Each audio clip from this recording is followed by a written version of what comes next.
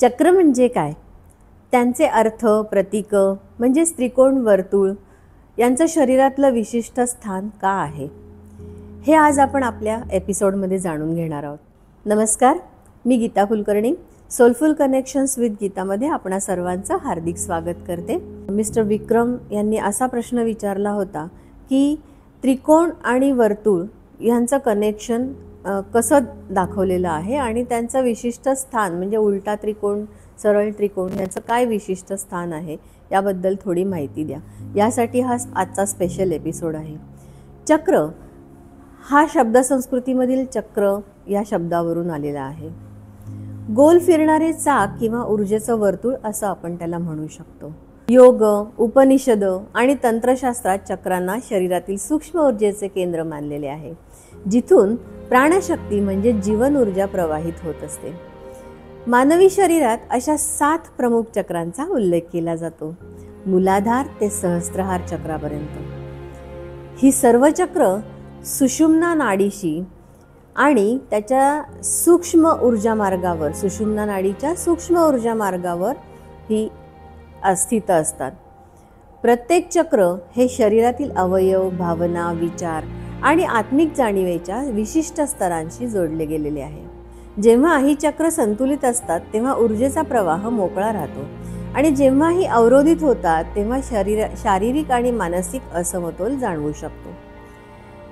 चक्रांचे स्थान अनियोजित नाही, ती शरीरातील प्रमुख नाडी जंक्शन्स म्हणजेच ऊर्जेच्या संगम बिंदूंशी संबंधित आहे.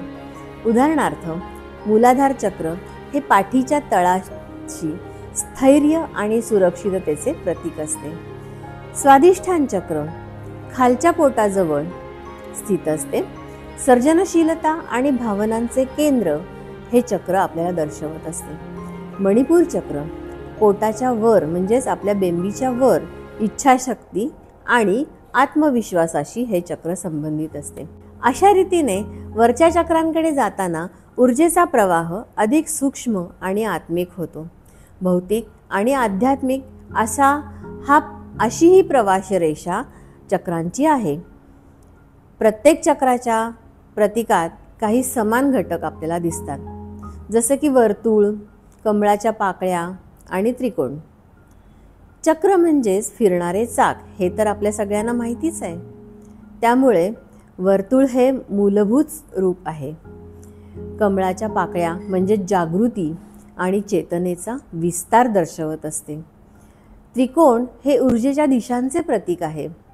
उलटा त्रिकोण म्हणजे ऊर्जा खाली केंद्रित होणे, तर वरचा त्रिकोण म्हणजे ऊर्जा वरच्या दिशेने प्रवाहित होणे. उदाहरणार्थ, मणिपूर चक्रात खालील दिशेला त्रिकोण आहे, जो अग्नितत्व आणि वैयक्तिक शक्तीचे द्योतक आहे. तर अनाहत चक्रात 2 त्रिकोण एकत्र येऊन 6 कोनी तारा तयार करतात. पुरुष स्त्री ऊर्जा म्हणजेच मस्क्युलाइन आणि फेमिनाइन एनर्जी आणि भौतिक आध्यात्मिक समन्वयाचे हे प्रतीक दर्शवत असते. तर एकूण अर्थ असा की चक्र म्हणजे शरीरातील सूक्ष्म ऊर्जेची केंद्र, ती जी शरीर, मन, आत्मा या तिन्ही पातळ्यांना जोडत असतात. त्यांची स्थाने शरीराच्या ऊर्जा मार्गाशी निगडीत आहेत. त्यांची प्रतीकं म्हणजे ऊर्जेचा प्रवाह, तत्वांचे संतुलन आणि चेतनेचा विस्तार. जेव्हा आपण ध्यानात बसतो तेव्हा या चक्रांची जाणीव म्हणजे स्वतःच्या आतल्या ऊर्जेशी संवाद साधण्याचा हा मार्ग असतो. आजच्या ह्या एपिसोडमधून तुमच्या सर्वांची ऊर्जा संतुलित राहो, अगदी मूलाधार चक्रापासून सहस्त्रहार चक्रापर्यंत ती संतुलित राहो, अशी मी आशा करते. तुम्हाला जर काही अडलं तर नक्की विचारा. तुमच्यापर्यंत मी उत्तर पोहोचवण्याचा नक्की प्रयत्न करीन. अपेक्षा करते की तुम्ही लवकरात लवकर आपली चॅनल सबस्क्राईब कराल. नमस्कार.